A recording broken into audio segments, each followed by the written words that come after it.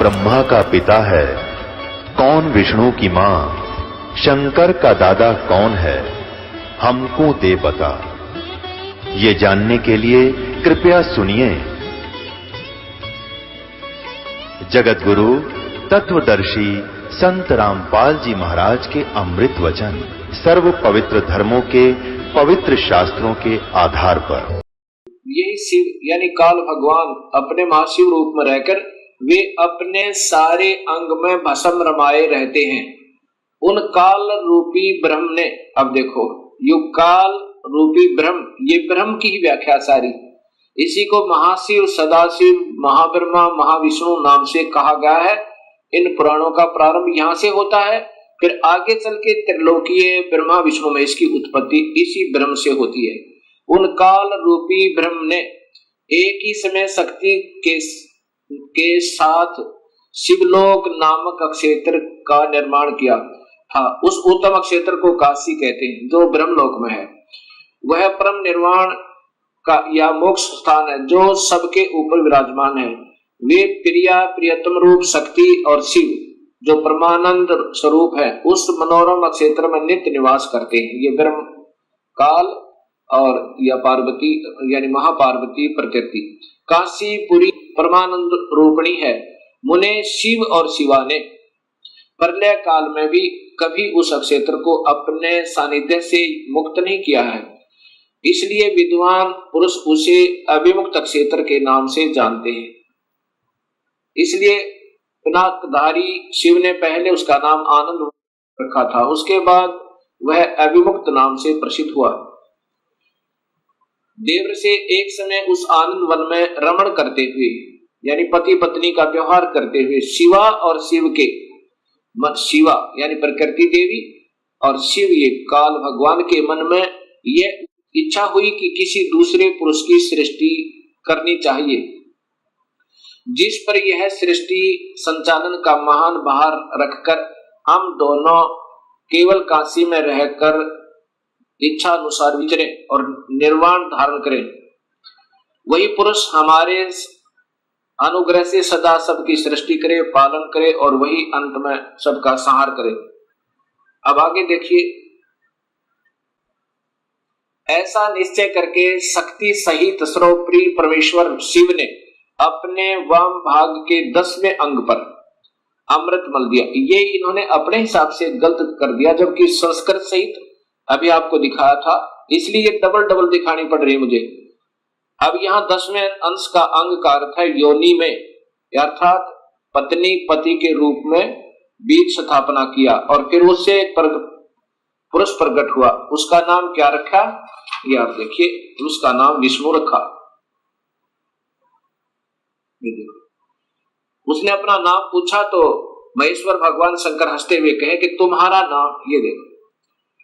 शिव ने कहा कि वत्स बेटा, आप व्यापक होने के कारण तुम्हारा विष्णु नाम विख्यात होगा। ये काल कहता है विष्णु को, बेटा वत्स माने बेटा, तेरा नाम विष्णु होगा। अब 7वां अध्याय देखो, ये 6ठा अध्याय समाप्त हुआ। अब ये 7वां अध्याय देखिएगा। ब्रह्मा जी कहते हैं कि देवर से, उसके बाद मुझे भी काल ने ही, ब्रह्म ने ही उत्पन्न किया, ये स्पष्ट है। सदाशिव ने पूर्ववत अर्थात जैसे विष्णु को उत्पन्न किया वैसे यत्न करके मुझे परमेश्वर ने सांब यानी पार्वती, प्रकृति देवी और सदाशिव दोनों ने पहले की तरह जैसे विष्णु उत्पन्न किया पति पत्नी के रूप से, मुझे अपने दाहिने अंग से उत्पन्न किया। मुने उन महेश्वर ने मुझे तुरंत ही अपनी माया से मोहित करके नारायण देव के नाभि कमल में डाल दिया। ब्रह्मा ने बेरा ही नहीं, अब बेहोश बता इसने के विराकोण से नारायण की नाभि में था। ये विष्णु महाविष्णु रूप में स्वयं काल ही है और यही इनका पिता है। तो ब्रह्मा की उत्पत्ति शिव से और विष्णु की उत्पत्ति शिव से, ये शिव पुराण सिद्ध करती है। इसी गीता प्रेस गोरखपुर से प्रकाशित शिव महापुराण में आप देखिएगा, तीनों ब्रह्मा विष्णु महेश को गुण युक्त बताया है। ये 10वां अध्याय, ये देखिएगा। ये 9वां अध्याय समाप्त हुआ और ये 10वां अध्याय प्रारंभ हुआ। परमेश्वर शिव बोले, उत्तम व्रत का पालन करने वाले हरे विष्णु को आदेश दे रहे हैं, अब तुम मेरी दूसरी आज्ञा सुनो। ये काल है महाशिव, अब तुम मेरी दूसरी आज्ञा सुनो, उसका पालन करने से तुम सदा समस्त लोकों में माननीय और पूजनीय बने रहोगे। ब्रह्मा जी के द्वारा रचे गए लोक में जब कोई दुख या संकट उत्पन्न होगा तब उन संपूर्ण दुखों का नाश करने के लिए सदा तत्पर रहना। तुम्हारे संपूर्ण दुस्सह कार्यों में मैं तुम्हारी सहायता करूंगा। अर्थात विष्णु संपूर्ण शक्तिशाली नहीं है, ये काल कहता है कि मैं तुम्हारी मदद करूंगा। तुम्हारे जो दुर्जय अत्यंत उत्कृष्ट शत्रु होंगे उन सबको मैं मार गिराऊंगा। अर्थात विष्णु भी संपूर्ण शक्ति युक्त नहीं है। शिव जी उनको आदेश दे रहा है, तुम नाना प्रकार के अवतार धारण करके लोक में अपनी उत्तम कीर्ति का विस्तार करो, सबके उद्धार के लिए तत्पर हो। तुम रुद्र के ध्येय हो और रुद्र तुम्हारे ध्येय है। अर्थात तुम तीनों मिलकर काम करो। तुम में और रुद्र में कुछ भी अंतर नहीं है। अर्थात दो तो है ही है, एक रुद्र है एक विष्णु है। अब देखो रुद्र आ गया ना, शिव, ये शिव है और ये विष्णु है, जिसको दोनों का आदेश दिया है। जो मनुष्य रुद्र का रूप भक्त होकर तुम्हारी निंदा करेगा उसका सारा सद्गुण और उसका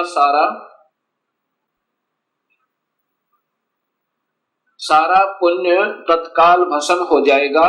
पुरुषोत्तम विष्णु तुमसे द्वेष करने वाला मेरी इच्छा से ही, मतलब अब मैं आपको बताता हूं, मेरी आज्ञा से उसको नरक में गिरना पड़ेगा।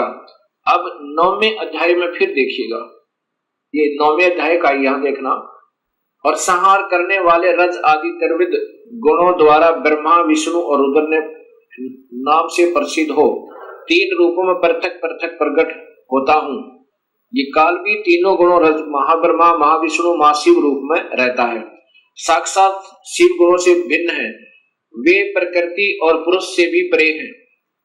अद्वितीय नित्य अनंत पूर्ण निरंजन परब्रह्म परमात्मा है। ये काल तीनों लोकों का पालन करने वाले श्री हरि भीतर तमोगुण और बाहर सतोगुण धारण करते हैं। त्रिलोकी का संहार करने वाले रुद्र भीतर सतोगुण और बाहर से तमोगुण धारण करते हैं, तथा त्रिभुवन की सृष्टि करने वाले ब्रह्मा जी बाहर और भीतर से रजोगुण ही है। अब ध्यान से देखो, इस प्रकार ब्रह्मा विष्णु और रुद्र माने शिव, शंकर, ये त्रिलोकीय ब्रह्मा विष्णु महेश, इन तीनों देवताओं में गुण है। रजगुण ब्रह्मा है, सतगुण विष्णु है, तमगुण शिव जी। लिखा है ना कि शिव अंदर से तो सतगुण दिखा है भगवान जैसा, लेकिन वास्तव में उसका परम गुण तमोगुण है शिव का। अब इस प्रकार इन तीनों में गुण बताए हैं, रजगुण ब्रह्मा, सतगुण विष्णु, तमगुण शिव जी। इन तीनों देवताओं में गुण है। अब देखो चौथा कौन रह गया फिर वो? अब चौथा जो शिव की महिमा गाई जा रही है वो कौन है? वो काल है। और ये तीनों यह नारे लिख दिए। अब इस प्रकार ये सब ज्ञान आपके समझ में आएगा।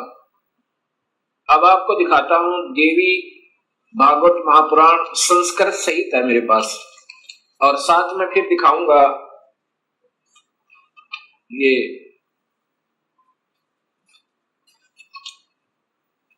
गीता प्रेस गोरखपुर से प्रकाशित ये देवी भागवतम सभाष्टिकम। इनके टीकाकार कौन है ये देखिएगा। और ये कहां से प्रकाशित है?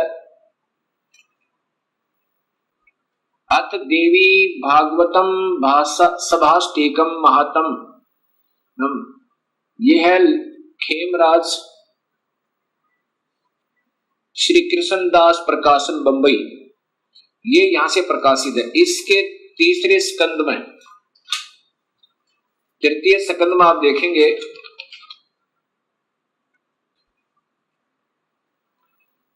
अथ श्री देवी भागवते भाषा टीका युक्त तृतीय स्कंद प्रारंभ थे। ये तीसरे स्कंद में अब ये दिखाना चाहता हूं कि स्वयं ब्रह्मा विष्णु महेश ये तीनों गुण युक्त हैं। यही तीनों गुण है, क्या लिखा है ये देखिए। शिव जी कह रहे हैं, हे माता, यदि हमारे ऊपर सदा आप दया युक्त हो तो हमको तमोगुण में, मुझे तमोगुण में किस प्रकार प्रदान किया, मैं तुम गुण क्यों बनाया, कैसे बनाया, और ब्रह्मा रजगुण और विष्णु सतगुण, हरि सतगुण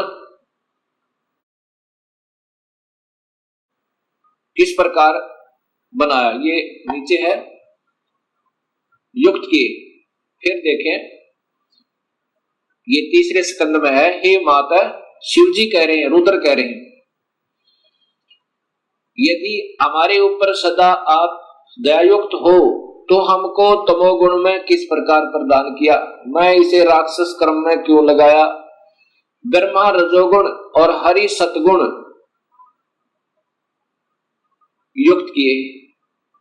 अब बताओ, अब देखो तुम्हारे तीनों गुण सर्जन पालन संहार स्थित है, यही काल का जाल है और इस माया से इसको अपने पुत्रों को भी भ्रमित रखता है। अब देखिएगा ये देवी भागवत महापुराण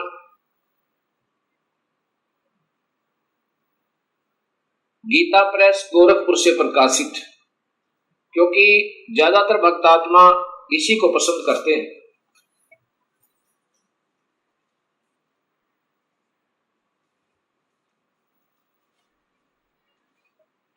ये सचित्र मोटा टाइप श्री देवी भागवत केवल हिंदी, पहले संस्कृत सहित आपको दिखाई थी, अब ये देखना गीता प्रेस गोरखपुर से प्रकाशित, और इनके टीकाकार कौन है ये आप देखिएगा।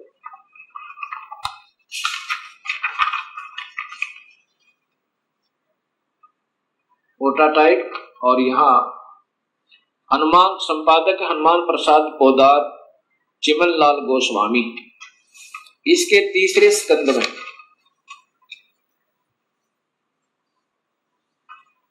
ये देखिएगा देवी भागवत तीसरा स्कंद, इसमें जन्मेजय ने पूछा, आपने अंबा यज्ञ द्वारा परम पवित्र नवरात्र व्रत करके उसके द्वारा देवी के आराधन करने की आज्ञा दी है, अतः वे कौन देवी हैं, कैसे और सब प्रकट हुई, उदाहरने का क्या उद्देश्य है। अब ये जन्मेजय पूछ रहे हैं व्यास जी से, और व्यास जी बता रहे हैं कि यही प्रश्न मेरे मन में आया था, मैंने नारद जी से पूछा था, तो नारद जी ने फिर बताया। अब ये पूछ रहा है अभी कि कितने ही आचार्य भवानी को संपूर्ण मनोरथ पूर्ण करने वाली बतलाते हैं, वे आदि माया महाशक्ति एवं परम पुरुष के साथ रहकर, परम पुरुष ये काल को कहते हैं, इन महापुरुषों के लेखकों की बुद्धि यही तक काम करती रही, साथ रहकर कार्य संपादन करने वाली प्रकृति है या आठ भुजा वाली, ब्रह्म के साथ उनका अभेद संबंध है। ब्रह्म माने काल, क्षर पुरुष, जो गीता के 15वें अध्याय में काम आओगा, याद रखना, ब्रह्म के साथ उनका अभेद संबंध है, वे सृष्टि स्थिति और संहार कार्य में संलग्न रहती हैं।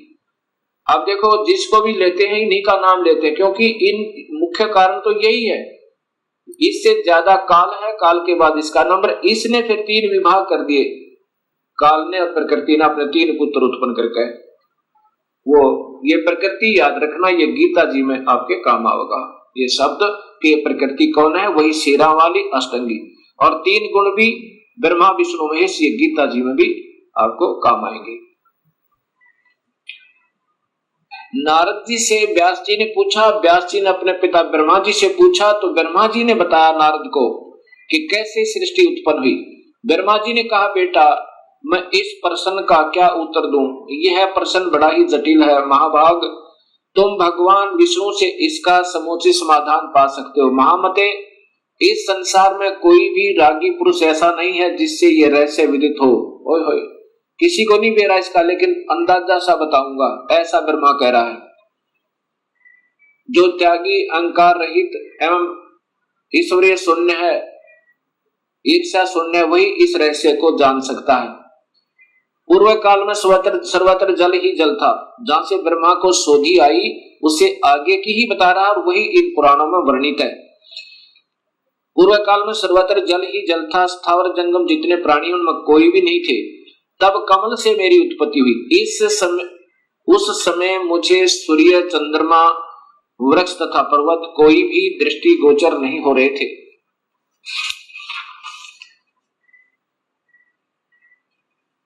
दिखाई पड़े।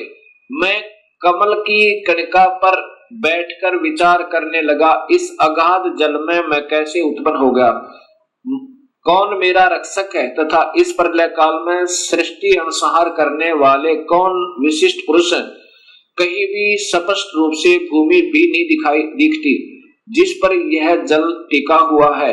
यह कमल कैसे उत्पन्न हुआ, रूढ़ एवं यौगिक दोनों अर्थों में कोई इसका कारण होने ही चाहिए। यौगिक अर्थ होने पर इसका मूल कारण पतंग होता है, पंख। तो अब देखूं वह पंख है कहाँ है, वह इस मूल कारण, मतलब ये नीचे घूमता रहा, 1000 वर्ष तक पृथ्वी का अन्वेषण करता रहा, इस पर भी मुझे इस जल का कहीं और छोर नहीं मिला। इतने में आकाशवाणी हुई, तप करो तप करो। तब मैंने तपस्या प्रारंभ कर दी। ये ब्रह्मा बता रहा है। कमल पर बैठे ही 1000 वर्ष तक मैं तप करता रहा। फिर उसी समय सृष्टि करो ऐसी आकाशवाणी सुनाई पड़ी। उसे सुनकर मैं बड़े आश्चर्य में पड़ गया। सोचा कि किसकी सृष्टि करूं अथवा मेरा क्या कर्तव्य है। उसी समय मधु और कैटब नाम के 2 भयंकर दानव आए। अब यहां देखना भक्तात्माओं, आए वे उस महावरण में मुझसे युद्ध करने की इच्छा प्रकट करने लगे। मैं उनसे भयभीत हो उठा। तब कमल का डंठल पकड़कर जल में उतरा। वहां मुझे एक परम अद्भुत पुरुष के दर्शन मिले। उनका श्री विग्रह मेघ के समान श्याम था। वे पीतंबर पहने थे, 4 भुजाएं थी, शेष नाग की सैया पर सोए पड़े थे। सोए का मतलब बेहोश थे, अचेत थे विष्णु जी। उन जगत प्रभु के गले को वनमाला सुशोभित कर रही थी। शंख, चक्र, गदा, पद्म, इन 4 अवधों से अनुपम शोभा पा रहे थे। ऐसे से ही भगवान विष्णु का मुझे दर्शन हुआ। वे योग निद्रा से वशीभूत होकर गाढ़ी नींद में सोए हुए थे। ये बेहोश कर रखे थे काल में विष्णु जी को। उनकी अच्छा यहां देखना, मैंने उनका सत्वन किया देवी का। तब वे कल्याणमयी भगवती विष्णु के विग्रह से निकलकर, विष्णु के शरीर से निकलकर आकाश में विराजमान होगी। ये सभी प्रमाण शास्त्रों में पूर्व प्रमाणित हैं और विद्यमान है।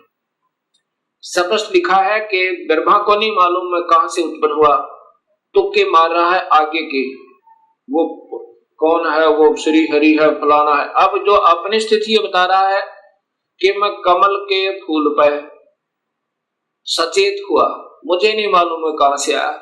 फिर मधु और कैटब नाम के 2 राक्षस आए। पहले 1000 वर्ष तक तो खोज की उस कमल के डंठल की, ये कहां टिका हुआ, कहीं नहीं पाया।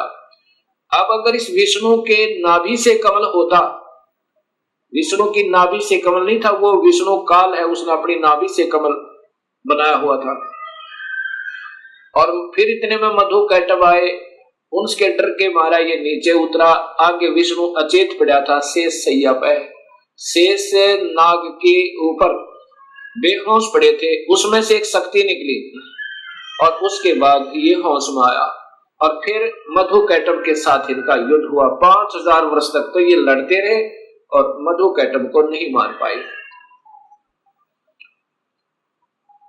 जब योग निद्रा भगवान विष्णु के शरीर से अलग होकर, योग निद्रा के ये तो बेहोशी शक्ति एक इनके अंदर डाल रखी थी, आकाश में विराजने लगी, तब तुरंत ही श्री हरि उठ बैठे। ये विष्णु जी उठ बैठे। उन्होंने मधु और कैटब के साथ 5000 वर्ष तक बड़ी घमासान लड़ाई हुई। तब वे दैत्य मरे। कैसे मरे? पहले देवी के कटाक्ष से मधु और कैटब मोहित हो गए थे। उसके बाद भगवान विष्णु ने गोद में लिटाकर उन्हें प्राणों से रहित कर दिया। अब वहां पर मैं और भगवान विष्णु दो थे, वही रुद्र भी प्रकट हो गए। ये देख लो, वही ये रुद्र अर्थात ये त्रिलोकीय शिव भी आ गया। हम तीनों को भगवती अध्याशक्ति ने के दर्शन हुए, उन्हें देखकर मन मुग्ध हो गया, उनकी उत्तम स्तुति की। तब वे आदि शक्ति हम लोगों से कहने लगी। देवी ने कहा, ब्रह्मा विष्णु और महेश्वर, ये रुद्र को महेश्वर भी कहा, ये ध्यान से देखना। तुम भली भांति सावधान होकर अपने अपने कार्य में संलग्न हो जाओ। सृष्टि सतिथि और संहार ये तुम्हारे कार्य हैं। इन महान पराक्रमी दैत्यों का निधन हो जाने पर अब तुम्हें अपना स्थान बनाकर शांतिपूर्वक निवास करना चाहिए। अब क्या बोलते हैं ब्रह्मा जी, कहते हैं कि भगवती अध्याशक्ति की यह वाणी बड़ी मधुर सुंदर और सुखप्रद थी। हमने वह स्पष्ट सुनी। हम लोगों ने उनसे कहा, माता, अब माता कह रहे हैं, हम किस प्रकार इन प्रजाओं के सर्जन आदि कार्य करने में सफल हों। विस्तृत भूमि का अभाव है, सभी स्थान जल मगन है, पंचभूत कुछ भी नहीं है। अब क्या कहती है फिर ये माई ने आगे कहा, माता हम किस प्रकार इन प्रजाओं के सर्जन कार्य करने में सफल हों। विस्तृत भूमि का अभाव है, सभी स्थान जल मगन है, पंचभूत एवं गुण ये सब समाप्त हैं। पंचभूत एवं गुण तन्मात्र इंद्रियां चाहिए, परंतु उनका भी अभाव है। हमारी बात सुनकर उन कल्याण स्वरूपिणी भगवती का मुखमंडल मुस्कान से भर गया। इतने में एक सुंदर विमान आकाश से उतरा। तब उन देवी ने हमें आज्ञा दी, देवताओं निर्भीक होकर स्वेच्छा पूर्वक इस विमान में प्रवेश कर जाओ। ब्रह्मा विष्णु और रुद्र, आज मैं तुम्हें एक अद्भुत दृश्य दिखलाती हूँ। हमने भगवती की बात सुनकर उसे शिरोधार्य कर लिया। वह रतन जड़ित विमान पर चढ़कर हम लोग आराम से बैठ गए। वह विमान मोतियों की मालाओं से सुशोभित था और उसे से अनेक कणियों की ध्वनि हो रही थी। अमरावती तुलना करने वाले उस भव्य विमान पर हम तीनों निर्भीक होकर बैठ गए। माता आदेश दे रही है बच्चों की तरह, बेटा इसमें बैठो तीनों। और अब आगे देखो, हम तीनों देवताओं को उस पर बैठे देखकर देवी ने अपने सामर्थ्य से विमान को, अपनी शक्ति थे, इन देवताओं के बस की बात नहीं थी विमान को आगे चलाना, देवी ने अपने सामर्थ्य से विमान को आकाश में उड़ा दिया। ब्रह्मा जी कहते हैं कि मन के समान तीव्र गति से चलने वाला वह विमान जिस अपरिचित स्थान पर गया, वहां संपूर्ण फलों से लदे हुए अनेक सुंदर वृक्ष थे। किलकों की कला की काकली उन वृक्षों की शोभा बढ़ा रही थी। और नीचे देखो, वहां पर ये क्या था, ये कौन था, ये स्वर्ग था।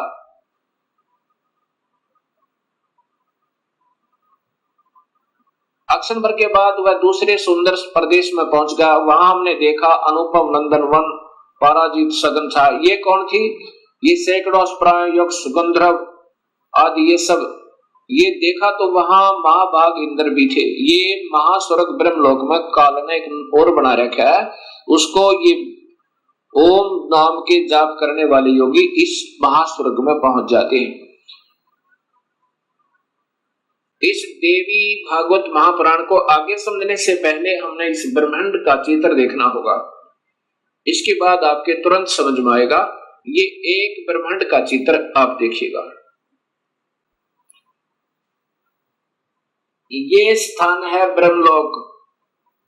ये जो स्थान है ये ब्रह्मलोक कहलाता है। ये एक ब्रह्मांड है। पहले ये देखिएगा, इसमें यही काल तीन रूपों में रहता है। ये महाविष्णु रूप में, और ये महाशिव रूप में, और यहाँ महाब्रह्मा रूप में, और यहाँ पर ये शेरा वाली प्रकृति देवी भी रहती है। ये इसका भी एक कोने में अलग स्थान है इसी ब्रह्मलोक में। और यहीं पर एक स्वर्ग लोक बना रखा है, इंद्र का लोक, अलग इंद्र जो है इस स्थान पर सबसे पहले एक कोने में। ये बहुत लंबा चौड़ा है। और यहाँ पर आते हैं ये ब्रह्मा विष्णु महेश, और ये पहले ब्रह्मा लोक में आते हैं। पहले ब्रह्मा को देखता है, ब्रह्मा दूसरा नजर आता है, फिर इधर, फिर विष्णु के लोक में आते हैं, फिर माया के पास आते हैं। ये अभी देव भागवत महापुराण आपको आगे सिद्ध करेगी। असीम कृपा प्रभु की हुई है भक्तात्माओं अपने ऊपर कि ये शास्त्रों में छुपी हुई सच्चाई समाज के सामने आ रही है और इसी की तलाश करके योग जन वेदों का अध्ययन कर मर गए, क्योंकि उनको सूक्ष्म वेद का ज्ञान नहीं था और सूक्ष्म वेद के ज्ञान बिना ये बात समझ में नहीं आ सकती। ये स्वयं कबीर परमेश्वर ने ही स्वयं आकर अपनी वाणी, साधारण वाणी के द्वारा सरल भाषा में इस वेदों का भी और गीता जी का एक सत्य ज्ञान दिया था, लेकिन वो साधारण भाषा होने के कारण हम उसको यकीन नहीं कर पाए उन पर। अब इंद्र महा स्वर्ग से आगे यानी इंद्र के लोक से आगे ब्रह्म लोक की तरफ प्रस्थान किया। इतने में हमारा विमान तेजी से चल पड़ा और दिव्य धाम ब्रह्मलोक में जा पहुंचा। संपूर्ण देवता उस नगर के सामने मस्तक झुकाया करते थे। वहां एक दूसरे ब्रह्मा विराजमान थे। उन्हें देखकर भगवान शंकर और विष्णु को बड़ा आश्चर्य हुआ। अब यहां देखना है कि दूसरा ब्रह्मा भी विराजमान थे वहां पर, और ये दास सिद्ध करना चाहता है आपको कि वो कौन है, आगे देखिएगा। इतने में मन के समान तीव्र गति से वह विमान तुरंत वहां से चल पड़ा और कैलाश के स्वर्ग में शिखर पर पहुंचा। वहां क्या देखा कि हमने विमान के पहुंचते एक भव्य भवन से त्रिनेत्र धारी भगवान शंकर निकले। एक शंकर और निकला। वे नंदी वृषभ पर बैठे थे। उनके 5 मुख थे और 10 भुजाएं थी। मस्तक पर चंद्रमा आदि थे। उसके बाद आगे देखो, अक्षण भर के बाद वही विमान उस शिखर से विपौन के समान तेज चाल से उड़ा और बैकुंठ लोक में पहुंचा। उसी ब्रह्म लोक में एक विष्णु लोक बना रखा काल ने। ये देखो नीचे कि वहां पर कमल लोचन श्री हरि विराजमान थे। कमल लोचन श्री हरि विराजमान थे, अर्थात एक विष्णु और वहां पर था। अब ये तीनों देवता विमान में बैठे हुए जा रहे हैं और दूर से देख रहे हैं, एक ब्रह्मा और है, एक विष्णु और है, एक शिव और है। उसके बाद कहते हैं कि ब्रह्मा जी बता रहे हैं कि हमारा विमान बहुत तेज गति से चला और कहां पहुंचा, जहां पर एक बहुत सुंदर औरत बैठी थी और उसको देख करके हमने सोचा कि ये कौन है, ये देवी कौन है।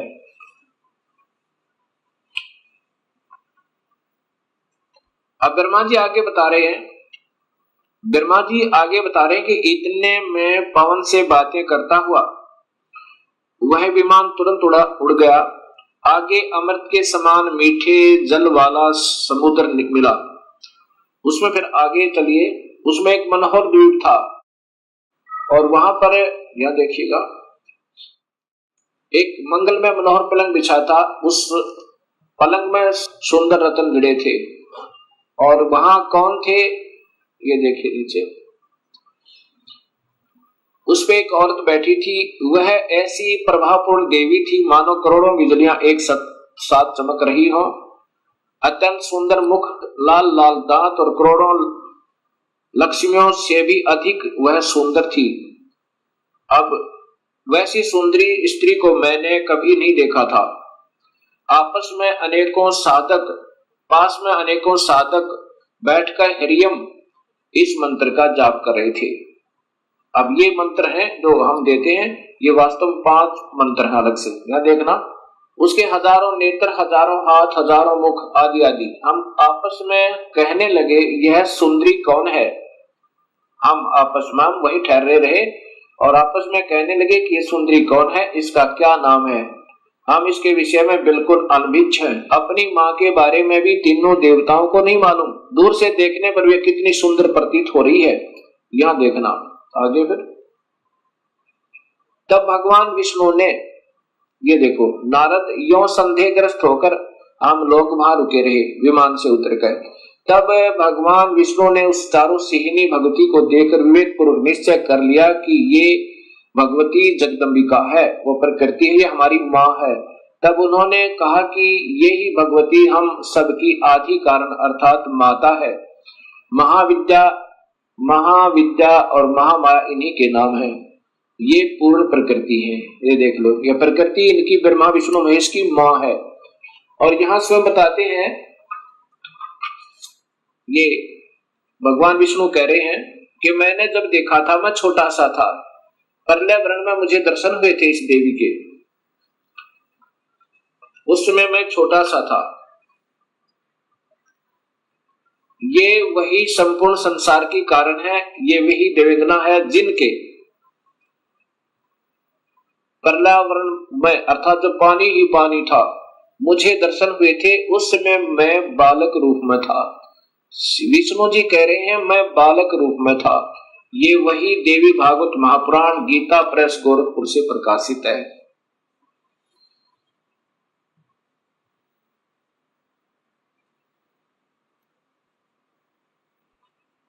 भक्तात्मा, अभी तक हमारे अधूरे गुरु, जब हम उनसे प्रश्न किया करते थे कि ब्रह्मा विष्णु महेश के माता पिता कौन है, वो कहा करते ये तो अजर है, अमर है, इनके कोई माता पिता नहीं है, ये तो अजन्मा है। और ये स्वयं देवी भागवत महापुराण में स्वीकार करते हैं कि हम तो जन्म मरण में है, मैं ब्रह्मा विष्णु और रुद्र, हम तो जन्म मरण में है, तुम ही नित्य हो, तुम ही अविनाशी हो, हम अविनाशी नहीं है। अब देखिएगा आपके सामने से प्रकाशित तीसरा स्कंद ही चल रहा है, यहां ये चल रहा है तीसरा स्कंद। अब ये पढ़ते पढ़ते हमारे यहाँ पर तुम शुद्ध स्वरूपा हो, ये संसार तुम्हारे से ही उत्सित हो रहा है। मैं ब्रह्मा और शंकर, विष्णु स्वयं कह रहा है मैं ब्रह्मा और शंकर हम सभी तुम्हारी कृपा से विद्यमान हैं। हमारा आविर्भाव और तिरोभाव हुआ करता है। आविर्भाव मान जन्म और तिरोभाव मान मृत्यु। हम तो मृत्यु और जन्म में हैं, ये ध्यान से देखो। और केवल तुम ही नेता हो, जगत जननी हो, प्रकृति और सनातनी देवी हो। ये फिर देखना भक्तात्माओं, विष्णु जी कह रहे हैं मैं विष्णु ब्रह्मा और शंकर हम सभी तुम्हारी कृपा से विद्यमान हैं। हमारा आविर्भाव और तिरोभाव हुआ करता है। आविर्भाव माने जन्म, तिरोभाव माने मृत्यु। केवल तुम ही नेता हो, जगत जननी हो, प्रकृति और सनातनी देवी हो। ये प्रकृति शब्द आपको गीता में काम आएगा जब ये दास आपको बताएगा कि ब्रह्म और प्रकृति से तीनों गुणों की उत्पत्ति हुई। ब्रह्मा विष्णु महेश की, रजगुण ब्रह्मा, सदगुण विष्णु, तमगुण शिव जी की। ये वही देवी भागवत महापुराण है, गीता प्रेस गोरखपुर से प्रकाशित। यहां देखो, श्री भगवान शंकर बोले देवी यदि महाभाग विष्णु तुम्ही से प्रकट हुए हैं तो उनके बाद उत्पन्न होने वाले ब्रह्मा भी तुम्हारे ही बालक हुए। और फिर मैं तमोगुणी लीला करने वाला शंकर भी तुम्हारी संतान हुआ। अब दोनों बात सिद्ध होगी भगवत आत्माओं। विष्णु भी प्रकृति से उत्पन्न हुआ, ब्रह्मा भी, और शिव ये तमोगुण शिव। अब वहां देखना, रजगुण ब्रह्मा, सदगुण विष्णु, तमगुण शिव जी बताएगा दास आपको। मैं तमोगुण लीला करने वाला शंकर भी तुम्हारी संतान हुआ, अर्थात मुझे भी उत्पन्न करने वाली तुम ही हो। अब ये ध्यान से पढ़ो भक्तात्मा, ये वही देवी भागवत महापुराण गीता प्रेस गोरखपुर से प्रकाशित।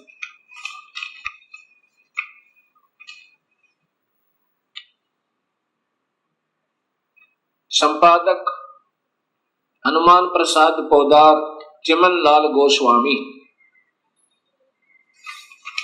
अब आपके सामने ये स्पष्ट हुआ कि ये प्रकृति देवी और ये ब्रह्म काल, इनसे ब्रह्मा विष्णु और शिव की उत्पत्ति हुई।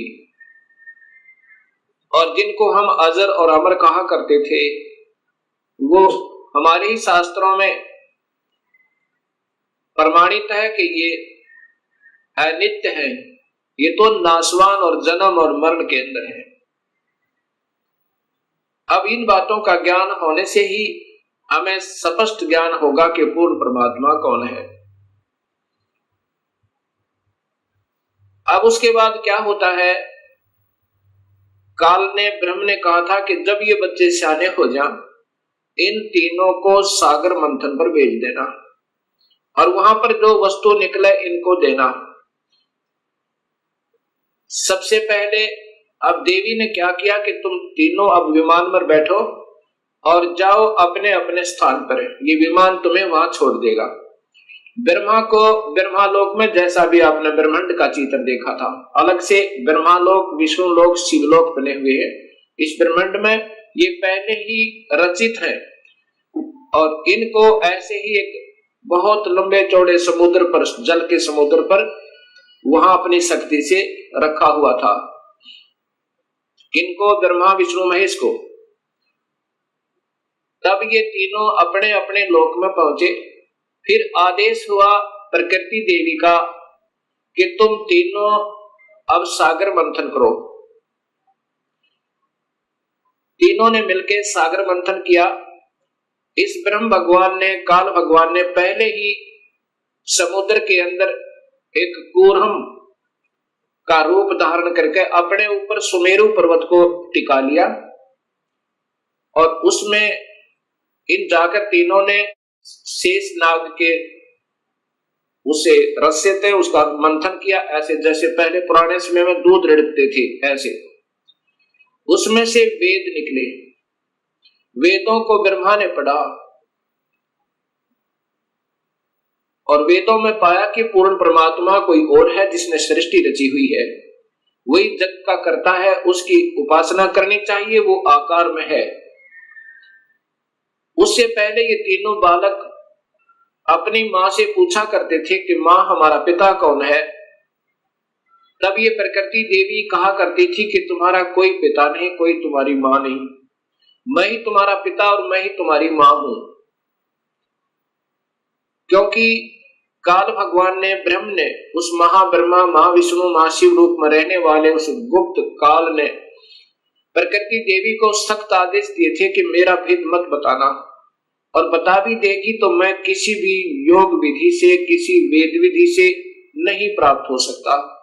मैं किसी को आकार रूप में कभी दर्शन नहीं दूंगा, अपने वास्तविक स्वरूप में कभी दर्शन नहीं दूंगा, अर्थात मेरे लोक में ये कोई नहीं आ सकता। तो प्रकृति देवी इसलिए कहा करती थी कि बेटा तुम्हारा कोई बाप नहीं, कोई मां नहीं, मैं ही तुम्हारा पिता, मैं ही तुम्हारी मां हूं। जब ब्रह्मा ने पढ़ा कि वेदों में लिखा है कि परमात्मा कोई और है, सृष्टि रचनहार, और उसको पाया जा सकता है ओम नाम के जाप से, ऐसा उसने सोचा कि ओम का नाम लिखा है और ध्यान लगाऊंगा, मेडिटेशन को अधिक करूंगा, प्रभु प्राप्ति होगी। तब ब्रह्मा ने कहा कि मां आप कहा करती थी कि हमारा कोई पिता नहीं, वेदों में लिखा है कि परमात्मा आकार में है और वही पूर्ण परमात्मा ही सारी सृष्टि का रचनहार है। उसके पाने का ओम मंत्र भी लिखा है, यही मंत्र है जो उसको पाने का, ऐसा ही होगा। ऐसा विचार करके ब्रह्मा ने कहा कि मैं पिता के दर्शन करूंगा। माई ने कहा कि बेटा वो तुम्हें कभी दर्शन नहीं देगा, तुम्हारा पिता। ब्रह्मा ने कहा कि मां अब आपकी बातों पर विश्वास नहीं होता, मैं पिता की तलाश करूंगा, अर्थात परमेश्वर को ढूंढूंगा। माई ने कहा कि यदि तुम्हें पिता नहीं मिला तो क्या करेगा। ब्रह्मा ने कहा कि मैं फिर वापस नहीं आऊंगा, दर्शन नहीं दूंगा आपको। ऐसा सोचकर, ऐसा कहकर ब्रह्मा वहां से चल पड़ा। एकांत स्थान पर जाकर 4 युग तक मेडिटेशन किया, ध्यान किया, ओम नाम का जाप किया। प्रभु प्राप्ति नहीं हुई। अब शर्मिंदा वापस नहीं आ रहा है। तब आकाशवाणी काल ने की प्रकृति देवी को कि सृष्टि प्रारंभ करो, जीवों की उत्पत्ति करो। तब प्रकृति देवी ने कहा कि तेरा जेठा बेटा, ज्येष्ठ पुत्र ब्रह्मा आपकी तलाश में हट करके गया हुआ है। तब निरंजन ने कहा कि मैं कभी किसी को किसी भी वेद विधि वर्णित विधि से कोई दर्शन नहीं दूंगा, मेरी प्राप्ति नहीं हो सकती, उसको वापस बुलाओ। तब प्रकृति देवी ने अपनी शब्द शक्ति से एक लड़की उत्पन्न की, उसका नाम गायत्री रखा और कहा बेटी जा ब्रह्मा को समाधि से उठा कर ला, उसको कहना कि तेरे बिना सृष्टि रचना अधूरी है और आप वापस चलिए। अब वो गायत्री देवी जब वहां पहुंची ब्रह्मा के पास, ब्रह्मा के चरण छुए, ब्रह्मा का ध्यान भंग हुआ। तब उसने देखा कि सामने एक लड़की खड़ी है। ब्रह्मा गुस्से में आकर कहता है कि तूने मेरा तप भंग कर दिया, तू कौन पापचारिणी आ गई, मैं तुझे श्राप देता हूं। तब उस गायत्री ने कहा कि पहले मेरी बात सुन लो और फिर मेरा दोष हो तो मुझे श्राप देना। मुझे मां ने भेजा है आपको लिवा लाने के लिए, आपके बिना सृष्टि रचना प्रारंभ नहीं हो रही, जीवों की उत्पत्ति नहीं हो रही और आप वापस चलिए। तब ब्रह्मा जी ने कहा कि गायत्री कैसे चलूं मैं मां के पास, मुझे शर्म लगती है, पिता के दर्शन हुए नहीं और मैं कहकर आया था कि मां यदि पिता के दर्शन नहीं हुए तो मैं वापस नहीं आऊंगा, दर्शन नहीं दूंगा। ब्रह्मा ने कहा गायत्री से कि यदि तू मेरी झूठी गवाही देवे तो मैं चलूं कि पिता के दर्शन अर्थात प्रभु की प्राप्ति हो गई। गायत्री ने कहा कि एक और गवाह तैयार करते हैं। गायत्री ने अपनी सब शक्ति से एक और लड़की उत्पन्न की, उसका नाम पहुपवती रखा। दोनों ने ब्रह्मा की झूठी गवाही देने की स्वीकृति दे दी। तीनों के तीनों माता के पास प्रकृति देवी के पास आ गए। प्रकृति देवी ने पूछा कि ब्रह्मा तुझे पिता के दर्शन हुए? ब्रह्मा ने कहा हाँ मां मुझे पिता के दर्शन हुए। तो देवी ने पूछा कैसे प्रमाणित हुआ है? ब्रह्मा ने कहा कि दोनों से पूछ लो, इनके सामने मुझे दर्शन देकर के पिताजी गए हैं। तब उन दोनों से पूछा प्रकृति देवी ने, गायत्री और पहुपवती ने स्वीकृति दी और कहा कि हाँ हमारे सामने ब्रह्मा को दर्शन दिए, पिता ने दर्शन दिए, बड़ा तेजो में शरीर था, ऐसे तुक्के मारे। तब प्रकृति देवी के मन में ये आया कि ये काल दोगला है, ये ब्रह्म तो दोगली बात कर रहा है, मेरे को कहता है मैं कभी किसी को दर्शन नहीं दूंगा, मैं कभी व्यक्त रूप में प्रकट नहीं होऊंगा और गुप्त रूप में सर्व कार्य करता रहूंगा, और इनको दर्शन दे दिए। ऐसा सोचकर अक्षुब्ध होकर नाराज होकर दूर जा बैठी और कहती है कि मैं नहीं तेरे इस कार्य को कर सकती, संभाल अपने डमडमे ने। मुझे कुछ कहता है और इनको दर्शन दे दिए। तब आकाशवाणी काल भगवान ने क्षर पुरुष ने की कि प्रकृति देवी ये झूठ बोल रहे हैं, मैंने कोई दर्शन नहीं दिया। तब वो करड़ी होकर गुस्से में होकर और आई और कहा कि नादानो तुम झूठ बोल रहे हो, आकाशवाणी हुई है परमात्मा की। वो कहता है कि मैंने कोई दर्शन नहीं दिए। तब वो हंसने लगे और ब्रह्मा ने कहा कि मां मुझे शर्म आ रही थी आपके पास आने में, क्योंकि पिता के दर्शन हुए नहीं थे और मैं उस समय ये कहकर गया था कि मैं आऊंगा नहीं यदि पिता के दर्शन नहीं हुए तो, इसलिए हमने ये झूठ बोलने की स्कीम बनाई। तब प्रकृति देवी ने इस शेरा वाली दुर्गा ने तीनों को श्राप दे दिया, ब्रह्मा तेरी पूजा जग में नहीं होगी और तेरे ही वेदों के पढ़ने वाले तेरे वंशज तेरे ही तरह सच्चाई नहीं कहा करेंगे। विद्वान जो हो जाएंगे उनको सही ज्ञान तो होगा नहीं, लेकिन झूठ बोलने पर तुले रहा करेंगे और सत्य ज्ञान ना होते हुए भी वो ज्ञान प्रचार करते रहेंगे और दुनिया को गुमराह किया करेंगे। पर उसको गायत्री को श्राप दिया कि तू गाय बनेगी, तेरे कई पति होंगे जैसे सांड, और पहुपति को श्राप दिया कि तू गंदी स्थान पर उत्पन्न होने वाली जड़ी बूटी बनेगी। जब तीनों को श्राप प्रकृति दे चुकी, तब काल भगवान ने आकाशवाणी की, उस प्रकृति देवी को ही सुनाई दी वो, कि तूने ये अच्छा नहीं किया दुर्गा, इनको श्राप नहीं देना था, तू संविधान को अपने हाथ में नहीं ले सकती, ये सब मेरा कार्य है, अब मैं तुझे श्राप देता हूं, तू भी द्वापर युग में द्रौपदी बनकर जाएगी, तेरे 5 पति होंगे। ऐसा श्राप पाकर के प्रकृति कहने लगी, निरंजन तेरे वश होगी, मैं अपने पिता से, अपने मूल मालिक से बिछुड़ गई, अब तू कुछ भी नाच नचा दे, यदि मैं इन बच्चों को नहीं डांटूंगी, नहीं धमकाऊंगी, तो ये कैसे कार्य सुचारू करेंगे, और मैंने इनको थोड़ा सा सजा दी तो तूने मुझे सजा दे दी, ठीक है नचा ले नाच जैसे तू नचाना चाहता है। उसके बाद प्रकृति देवी विष्णु के पास गई, विष्णु के लोक में, विष्णु से कहा कि बेटा तू भी अपने पिता की खोज कर ले, कहीं फिर बाद में समाधि लगाकर बैठो और सृष्टि रचना में भंग होवे। विष्णु जी अपने पिता ज्योत निरंजन काल भगवान की तलाश में चल पड़े। कहां पहुंचे?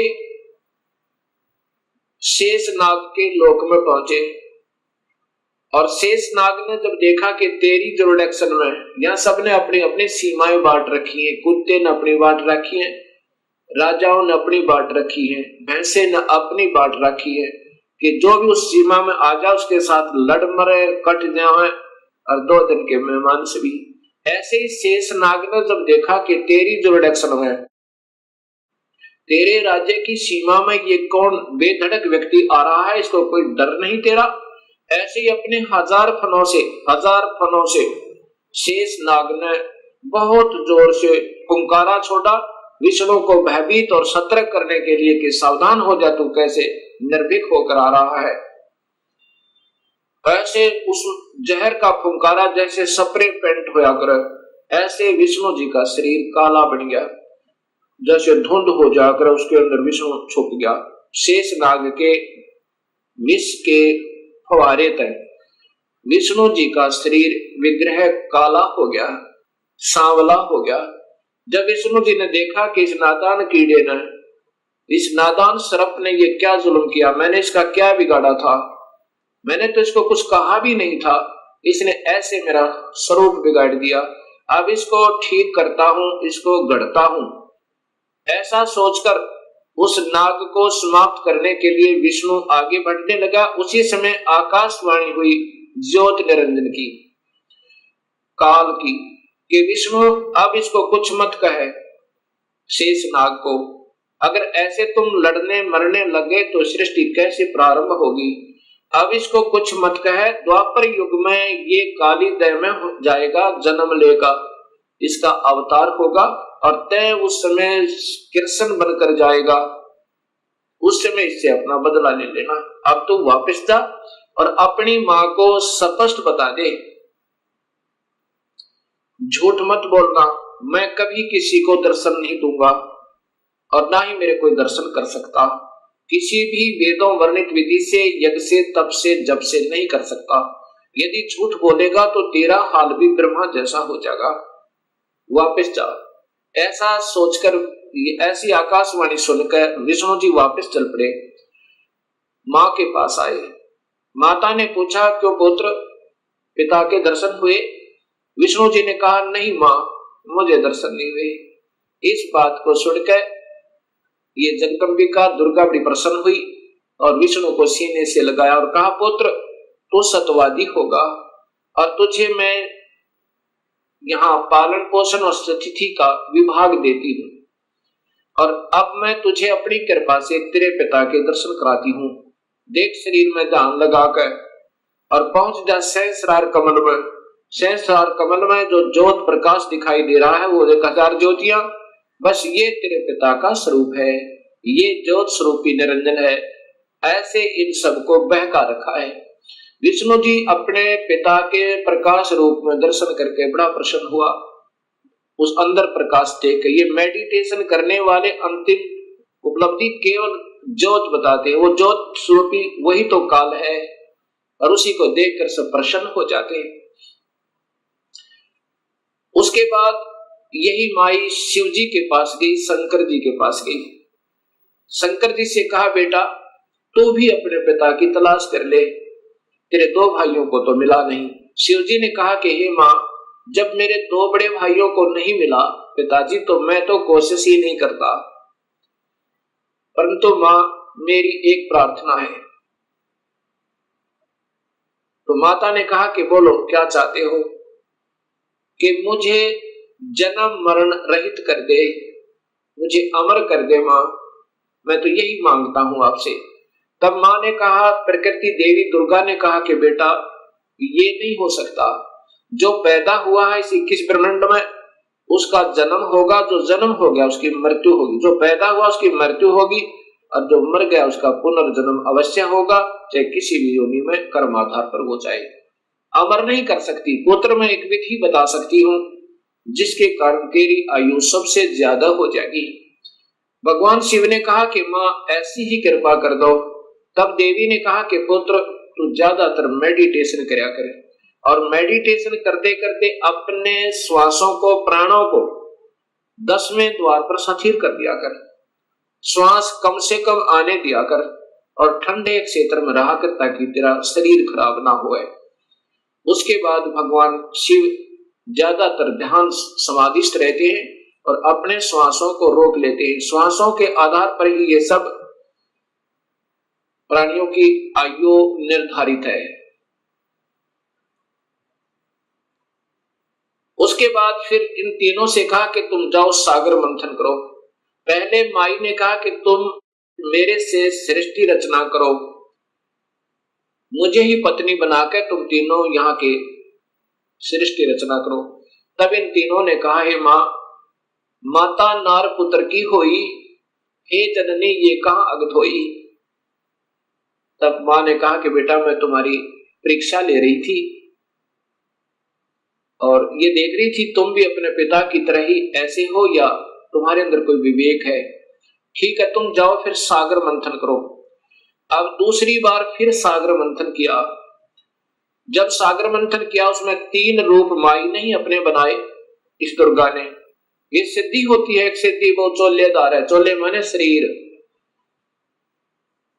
3 रूप बनाए और 3 लड़कियों के रूप में बाहर आई। वो तीनों के तीनों ब्रह्मा विष्णु महेश एक एक लड़की को लेकर के, तीनों लड़कियों को लेकर के माँ के पास आए। माता ने पूछा कि पहले कौन सी निकली थी? कि ये, उसका नाम सावित्री रखा, वो ब्रह्मा से ब्याह दी। दूसरी का नाम लक्ष्मी रखा, वो विष्णु से ब्याह दी। और तीसरी का नाम उमा रखा, वो शिव से शादी कर दी। और तीनों से कहा कि अपनी अपनी पत्नियों को लेकर अपने अपने लोक में जाओ और अब ये सृष्टि प्रारंभ करो। यहां से ये काल सृष्टि प्रारंभ हुई। अब इसी का प्रमाण आपको देवी भागवत महापुराण में देता हूं, तीनों की शादी का। अब देखिएगा, वही श्रीमद देवी भागवत महापुराण केवल हिंदी, गीता प्रेस गोरखपुर से प्रकाशित, और इसी का वही तीसरा स्कंद चल रहा है। इसमें देखिएगा यहां पर, इस प्रकार मुझसे आज्ञा देकर प्रसन्न वदना भगवती जगदम्बा ने भगवान विष्णु से कहा, विष्णु मन को मुग्ध करने वाली इस महालक्ष्मी को लेकर अब तुम भी पधारो। महालक्ष्मी से ब्याह कर दिया। यह सदा तुम्हारे वक्षस्थल में विराजमान रहेगी, इसमें किंचित मात्र संदेह नहीं। और फिर बताया कि तुम सतोगुण हो, तुम एक महान पुरुष हो, तुम्हारे पास सतोगुण की प्रधानता रहनी चाहिए, तुम अर्थात तुम सतोगुण हो। अब फिर आगे देखिए, ब्रह्मा जी कहते हैं, देवी ने कहा, शंकर मन को मुग्ध करने वाली महाकाली गौरी नाम से विख्यात ये उमा है, तुम इसे पत्नी रूप से स्वीकार करो। तीनों का ब्याह कर दिया। कैलाश की रचना करने के वहीं रहो। एक यहाँ नकली कैलाश और बना रखा है इस शिवलोक में। तुम्हारी लीला में तमोगुण की प्रधानता रहेगी, सतोगुण रजगुण गौण रहेंगे, ये गुप्त रहेंगे, वास्तव में तुम तमोगुण है। अच्छा, फिर आगे देखना। यहाँ फिर कहा है, ब्रह्मा जी बोले, कहते हैं कि इस प्रकार कहकर भगवती जगदम्बिका ने हमें विदा कर दिया। उन्होंने शुद्ध आचार वाली शक्तियों में से भगवान विष्णु के लिए माँ लक्ष्मी को, शंकर के लिए महाकाली को, मेरे लिए महासरस्वती अर्थात सावित्री को पत्नी बनाने की आज्ञा दे दी। अब तीनों का ब्याह कर दिया। दूसरे स्थानों पर हम तीनों की पुरुष रूप से प्रतिष्ठा हुई। ये फिर हम भगवान बन गए तीन लोग के। अब ये ऐसे काल सृष्टि प्रारंभ हुई। अब इसी का प्रमाण आपको गीता जी में देता हूं। अब देखिएगा, श्रीमद् भगवत गीता, गीता प्रेस गोरखपुर से प्रकाशित, और इनके टीकाकार हैं श्री जय दयाल गोविंद का, श्री जय दयाल गोविंद का। और ये सबसे पहले अध्याय नंबर 14 का प्रथम श्लोक सुनिए इन्हीं की भाषा में। वैसे तो इन महापुरुषों को विशेष ज्ञान नहीं था, कोशिश की इन्होंने सरलार्थ करने की ढंग से, परंतु सूक्ष्म वेद का ज्ञान न होने से अधूरा पुधूरा ही किया। फिर भी जहां तक इनकी बुद्धि काम की, उन्हीं के आधार पर बताता हूं कि ज्ञानों में भी अति उस उत्तम परम ज्ञान को फिर कहूंगा, जिसको जानकर सब मुनिजन संसार से परम कर गए, मुक्त होकर परम सिद्धि को प्राप्त हो गए। कि अब ये ज्ञान समझ में आ गया ना कि काल कौन है। अब ये ब्रह्म भगवान स्वयं ही कह रहा है कि अब वो उत्तम ज्ञान तुझे फिर बताऊं अर्जुन, जिसको समझ गए और फिर मेरे जाल से सब निकलने की चेष्टा कर जाते हैं, करते हैं, वो निकल जाते हैं।